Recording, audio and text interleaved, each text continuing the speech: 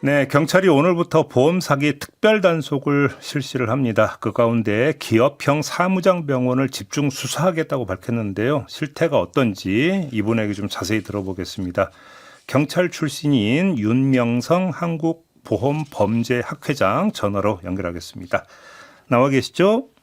네, 반갑습니다. 네. 윤명성입니다. 사무장 병원은 많이 들어봤는데 기업형 사무장 병원은 또 뭐예요? 네, 사무장병원은 의사가 아닌 사람이 일반 의사 명의를 빌려서 운영하는 불법 의료기관인데 네. 예전에는 개인 사무장이 나이든 의사를 고용해서 소규모로 운영했었습니다. 그런데 최근에는 MSO라해서 경영 지원 회사 형태나 이 네트워크 병원처럼 기업형으로 바뀌고 있습니다. 즉 겉으로는 컨설팅 회사처럼 보이지만 네. 실제로는 자본이 수익을 지배해서 단속도 아주 어려운 상황입니다. 그러면 이 그 하나의 어떤 자본이 여러 개의 사무장 병원을 거느리는 셈이 되겠네요. 그러면 그렇습니다. 그림이? 전국의 이제 프랜차이즈 형태로 예, 그 경영을 지배하고 자본을 지배하고 예, 수익을 주도하죠. 그래요. 예. 그러면 이런 기업형 사무장 병원이 급여나 보험금을 어떤 식으로 부풀리는 거예요? 어떤 수법을 쓰는 겁니까? 그러면? 대표적으로는 이제 병원, 브로커, 환자 등이 역할을 나누어서 움직이죠. 어떻게 해요? 예를 들어서 일반 환자가 피부과 의사에게 미용 시술을 받고도 예. 정형외과에서 도수 치료를 받은 것처럼 진단서 서류 등을 맞춥니다. 오, 그래요? 네, 그리고 브로커는 사실은 보험 적용이 안 되는 미용 시술인데도 예. 보험금을 받을 수 있다고 유혹해서 환자를 데려오고 수수료를 받습니다. 여기는 환자의 동의가 그러니까 그 필수인 거잖아요. 그러면. 알고 오는 환자가 대부분이라고 봐야죠. 그래서 공범일 가능성이 많습니다. 아, 그런 식으로 한다고요? 네, 그리고 이제 그 데려온 환자를 이렇게 치료한 병원에서는 실제와 다르게 네. 허위 진단서나 치료 영수증을 만들어주고 그러면 환자는 그 가짜 진단서나 영수증을 가지고 보험금 청구하고 또 어떤 경우는 또 다른 환자를 소개하면서 진료비 20, 30%를 수수료로 또 병원에서 받는 경우도 있습니다. 아, 이게 이제 기업형이어서 가능한 거군요. 그러니까 이 자본이 피부과도 네. 갖고 있고 정형외과도 갖고 있으니까 그게 가능한 거죠. 그러니까 이런 수법이. 그렇습니다. 진료 과목이나 병원 규모의 대소를 분명하고 예, 이렇게 일정 지역을 거점으로 체인화해서 그렇네요. 가능한 거죠. 그렇죠. 이게 양쪽 병원에 이게 전부 다 이게 뭐 내통이 되지 않고선 그게 불가능한 건데, 아, 그래서 기업형 이렇게 보면 되겠는데, 혹시 그러면 실제로 아까 그러니까 보거나 겪어본 아주 특이한 사례가 좀 있었습니까? 네.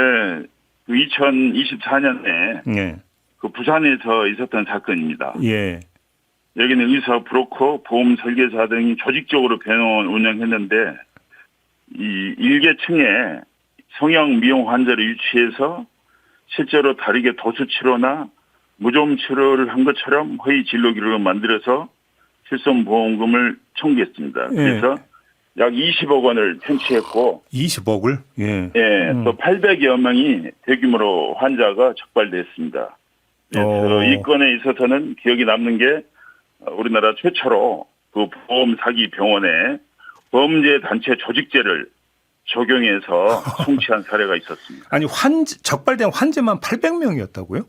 네, 그렇습니다. 그러니까 브로커들이 전국적으로 이렇게 고가의 피부관리 패키지 형태로 환자를 모아서 네. 대량으로 버스로 특정 병원에 연계해서 이렇게 실손보험 청구할 수 있다. 이런 식으로 이제 가짜 진료를 시키는 거죠. 그럼 환자를 그러니까 이른바 모객, 유치하기까지 하겠네요, 그러면? 그렇습니다. 이제 환자 유치 브로커 조직이 별도로 가동되고 있습니다. 아, 그런 식으로. 그러면 이런 식으로 해서 새 나가는 돈이 네. 보험이라든지 또 이제 건강보험 있잖아요. 여기서 얼마나 새 나간다고 추정이 되고 있어요? 네, 우리나라 보험 시장, 즉 우리 개인이 내는 민영보험료는 연간 한 250조에 이릅니다. 네. 그런데 우리 학계나 업계에서는 보통 이 중에 10조 원을 보험 사기로 편취하고 있다 이렇게 보고, 그러나 실제 통계는 2022 2002년도부터 매년 예. 보험 사기로 적발된 액수는 1조 원대, 약 10% 수준에 불과하고 있습니다. 그러면 실제보다 한 10분의 1밖에 지금 적발이 안 되고 있다는 얘기잖아요. 그럼 그 얘기는. 그렇습니다. 그만큼 10배 정도가 암수 범죄가 예. 많고 예. 적발이 어려운 상황이라고 보죠. 그러면 이게 좀 단속에도 좀 뭔가 구멍이 뚫려 있다는 얘기로 연결이 되는 거잖아요. 그렇습니다. 이제 경찰청이 매년 특별 단속을 하고는 있는데 이건 일시적인 거잖아요. 네. 그래서 보험 범죄를 이제 억제하고 케어하는 금감원이나 심평원 또 건강보험공단 등과 상설 공조 체제가 더 촘촘해야 됩니다. 이게 일반적으로 그 환자나 의료인들이 네. 보험금을 임자 없는 돈이라고 생각하는 그런 인식도 큰 문제죠. 그렇죠. 예, 예. 네. 그러면 이게 뭐 어떤 기간 정해 갖고 뭐 연례 행사처럼 그런 식으로 해버리면 그때만 피해가면 되는 거니까 이런 식으로 하면 안 되고 그렇습니다. 1년 사시사철 그것도 연계해서 계속 그러니까 저기 감시하고 그러니까 단속해야 된다 이 말씀이신 거잖아요. 그렇습니다. 그래서 아까 말한 이제 경찰청, 금감원, 심평원, 건보공단 등 유관기관 상설 공조 체제를 구축해서 운영하고 네네네. 보험 사기 정보도 공유하고 합동 단속도 예. 같이 해야 되는 것이죠. 그 저기 이재명 대통령이 네. 건강보건공단의 특별사법경찰관 특사경 도입을 지시를 하지 않았습니까? 네. 만약에 특사경이 도입되면 좀 달라질 수 있을까요? 어떻게 보세요? 네, 그렇습니다. 저는 만약에 특사경 제도가 도입되면 단속의 실효성이 훨씬 높아질 것으로 봅니다. 그래요. 왜냐하면 현재 경찰은 의료 수사 전문 인력이 충분하지 않고 네. 또 보험 사기에만 전념하기 어려운 상황입니다. 다른 일도 다른 수사도 같이 한다. 그렇죠. 그래서 이제 건강보험공단처럼 이 진료비 청구나 병원의 불법 운용 구조를 가장 잘하는 기관에 네. 수사권을 주고 예.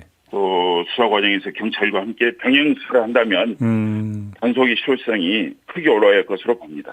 자, 근데 이거 브로커에 의해서 유치된 환자 말고요.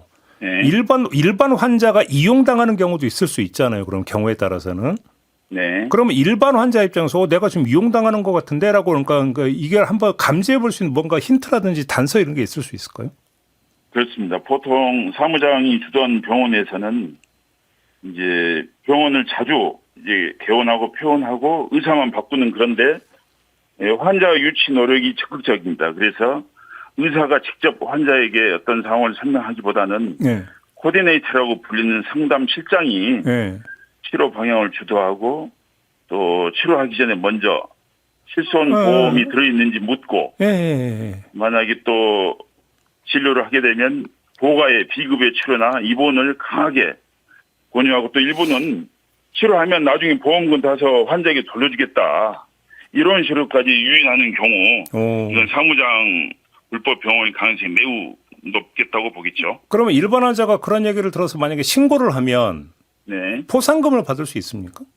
네, 그렇습니다. 현재 각 보험사나 또 금감원의 신고 창구가 예. 상설화되어 있는데 예. 현재 연간 최대 20억 원의 신고 사기 포상금을 받을 수 있도록 되어 있고 실제 예. 이것을 전문으로 공익 제보하는 사람들이 연간 많은 사람들이 포상금을 타는 상황입니다. 그래서 저는 개인적으로도 연간 보험 사기로 적발된 액수 1조 원인데 예. 포상금 1년에 20억이 너무 작다. 예. 이걸 대폭 10배 이상 올려서 예. 신고도 유도하고 제보도 활성화해야 한다. 이렇게 생각합니다. 그럼 20억이라는 게 1인한테 줄 수 있는 최대 한도가 아니라 전체 신고자입니다. 신고한 모든 사람에게 줄 수 있는 포상금 전체 토탈 액수가 20억이라는 거예요? 네, 그렇습니다. 이게 그거밖에 안 돼요? 작죠. 예. 네. 그래서 그래요? 하여튼 보험 사기 신고 제보 활성화를 위해서 네. 대폭적인 인상이 필요하다고 봅니다. 그러면 그 신고 포상금 확대 말고 또 다른 대안이 뭐가 있을 수 있을까요, 그러면? 그리고 이제 외국에는 보험 탐정 같은 공인 탐정들이 이런 불법 의료행위 또 보험 사기 이런 것을 의뢰받아 조사하고 또 수사 의뢰하는 그런 제도가 있습니다. 그래서 우리나라도 예. 이런 공인 탐정 제도를 빨리 도입해서 예. 감시 체제를 활성화하는 것도 대안이 되겠습니다. 탐정. 그 얘기니까 우리나라 그 사설 탐정 제도가 지금 도입이 돼 있나요? 이 얘기는 그 전에 많이 있었는데 제도적으로는 도입되지 않고 아직 안 됐죠. 예. 네, 자유업으로 누구나 할 수 있게 예. 돼 있는데 이걸 제도화해서 네. 여러 가지 부정적인 음성적 요인을 최소화하고 또 공익성을 극대화하는 네. 이런 그 제도 개편이 필요하다고 봅니다. 알겠습니다. 아무튼 오늘 결론은 구멍이 뚫려도 너무 크게 뚫려있다 이런 얘기가 되는 거겠네요. 알겠습니다. 네. 자, 말씀 잘 들었습니다. 고맙습니다, 회장님. 네, 감사합니다. 네, 윤명성 한국보험범죄학회장이었습니다.